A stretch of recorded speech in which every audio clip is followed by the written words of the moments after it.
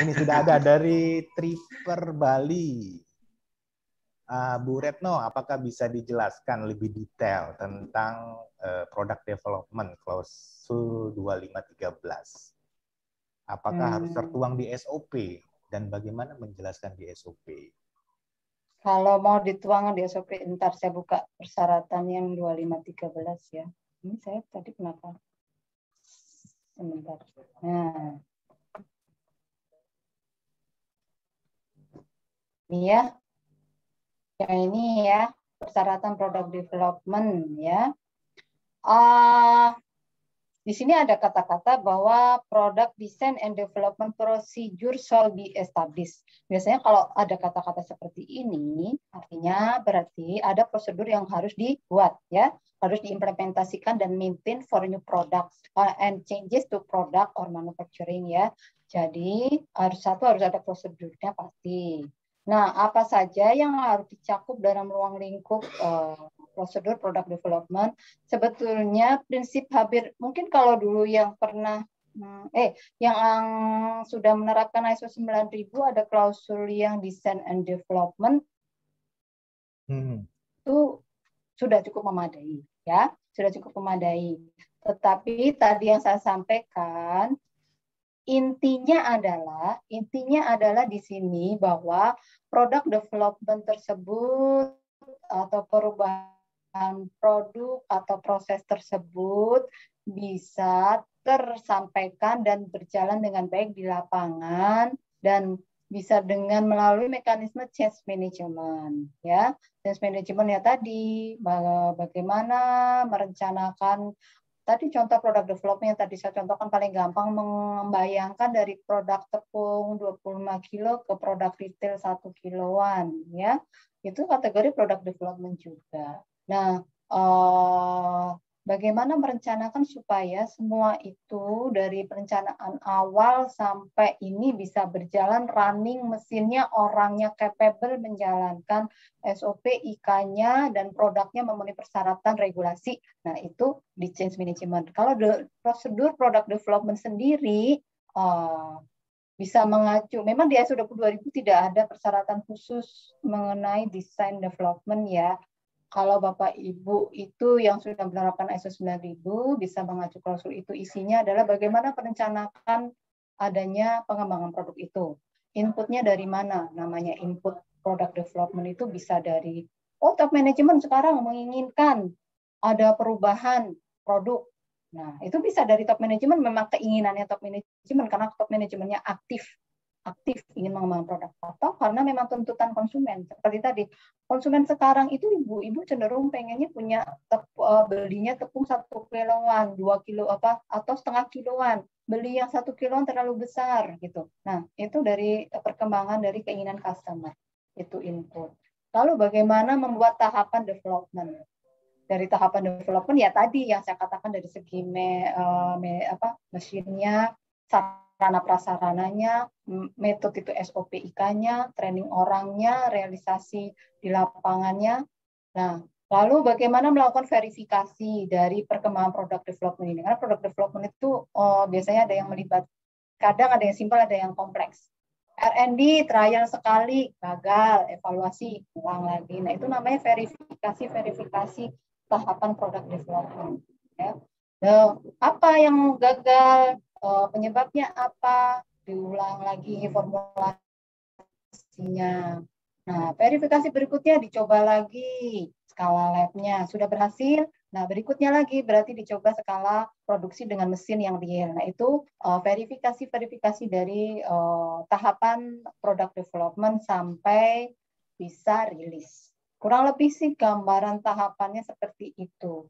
Dan concern di FSSC sebetulnya tidak ke prosedur tahapan product development-nya, lebih ke yang diaudit adalah yang tadi yang saya katakan bagaimana A, B, C, D, E ya, itu ada bukti safe life trial-nya, ada bukti validasi food safety di lapangannya, misalnya memasang metal detektor baru, berarti ada validasi metal detektornya, ada bukti training orangnya, terhadap SOP dan IK yang baru, dan orang yang memahami bagaimana mengoperasikan mesin, mengoperasikan metal detektor seperti itu. Itu ya. Itu jawabannya. Demikian Ibu Indah dari PT Triple, jawaban dari Ibu Retno. Lanjut ya, ke Ibu Hana.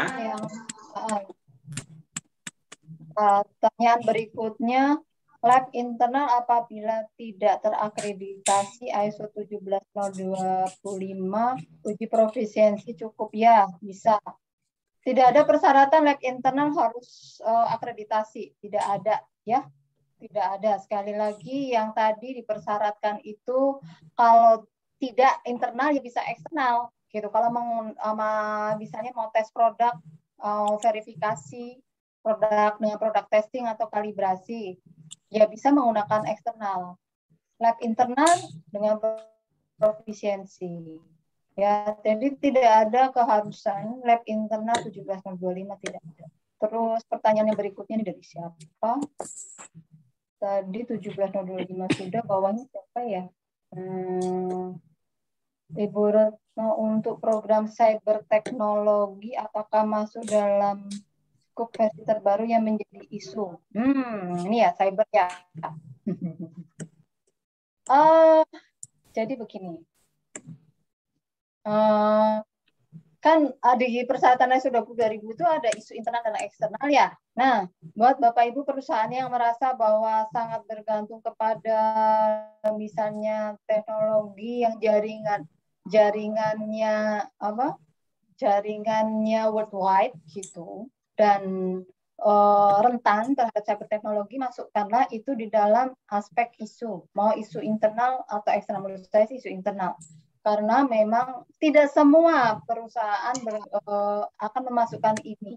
Tidak semua, tergantung pada proses bisnis Bapak Ibu dan apakah itu menjadi isu di perusahaan Bapak Ibu. Karena saya juga baru saja melakukan audit dengan suatu perusahaan yang tertunda auditnya karena dia adalah perusahaan global, di mana perusahaan itu baru saja terkena masalah cyber attack. Dan yang terkena itu bukan satu negara saja, dia perusahaan global yang ada di beberapa negara, seluruh kantor mereka worldwide itu terkena dampak atas cyber attack ini. Ya, tapi juga tidak bisa misalnya ada satu perusahaan yang skala misalnya menengah di Indonesia akan memasukkan isu itu, belum tentu. Sekali lagi itu tergantung kepada karakteristik masing-masing perusahaan. Kalau memang seperti yang tadi saya gambarkan waktu saya mengaudit suatu perusahaan ini yang tertunda karena cyber attack, berarti itu ya menjadi isu yang perlu dipertimbangkan. Begitu. Oke. Ada lagi ya. Kayaknya ini yang terakhir. Ini dari chat ya, saya scroll sudah.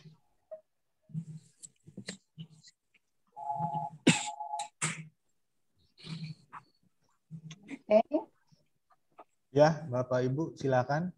Apakah ada lagi? Mungkin waktunya juga sudah mau habis, sudah hampir jam 11.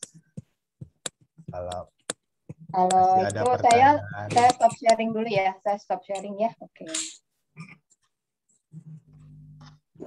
Ya, mungkin Irwan tertarik dengan mengenai announce audit. Jadi mungkin Bapak Ibu yang pernah berkomunikasi dengan Irwan selalu Dato Pak Danu ya selalu bertanya untuk di basic data yang kita kirimkan untuk melengkapi 10 hari yang di blackout, artinya yang untuk announce audit itu tidak akan didatangi oleh Bu Retno ya kalau nanti ditunjuk sebagai auditor pada tanggal yang ditetapkan. Jadi fungsinya di basic data kita mintakan informasi tersebut ya untuk memastikan Bu Retno apabila nanti ditunjuk sebagai auditor yang turun tidak akan datang pada tanggal-tanggal tersebut.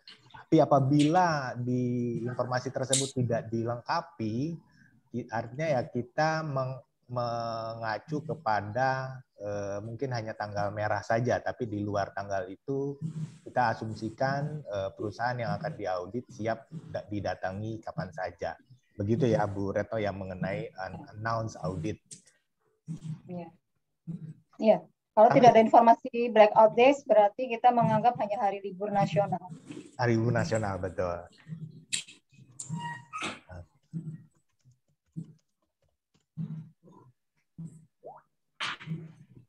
Oke, sepertinya sudah tidak ada pertanyaan lagi ya, Bapak Ibu ya. Jadi kalau tidak ada, berarti saya cuma mengucapkan terima kasih atas waktu dan perhatian dari Bapak Ibu yang bersedia hadir dan mendengarkan apa yang saya sampaikan ya. Semoga apa yang saya sampaikan walaupun dalam waktu singkat ya, dan tidak bisa menyampaikan semua persyaratan FSCC, tapi bisa memberikan nilai tambah atau sedikit tambahan pengetahuan ya untuk Bapak Ibu semua yang hadir di sini. Itu saja. Terima kasih. Saya kembalikan ke Pak Iwan dan Pak Danu. Baik, ya terima kasih Bu Retno atas sharingnya informasi yang sangat bagus sekali. Jadi Bapak Ibu, demikian kegiatan e-forum kita kali ini menjelang Lebaran terkait dengan FSCC 22.000. Terima kasih atas kehadiran dan partisipasinya, dan Iwan coba akan sampaikan sekali lagi apabila Bapak Ibu ada rencana untuk implementasi ataupun sertifikasi dan butuh informasi lebih lanjut mengenai standar ini, jangan sungkan untuk menghubungi kami DKS Indonesia. Bisa langsung ke Pak Danu atau melalui Irwan atau rekan-rekan tim DKS lainnya untuk bisa kita bantu untuk informasi yang diperlukan untuk persiapan implementasi ataupun sertifikasinya. Saya atas nama pribadi dan manajemen DKS Indonesia sekali lagi terima kasih atas partisipasi Bapak Ibu, dan semoga kita sehat-sehat selalu, dan kami juga mohon maaf lahir dan batin menjelang Lebaran ini.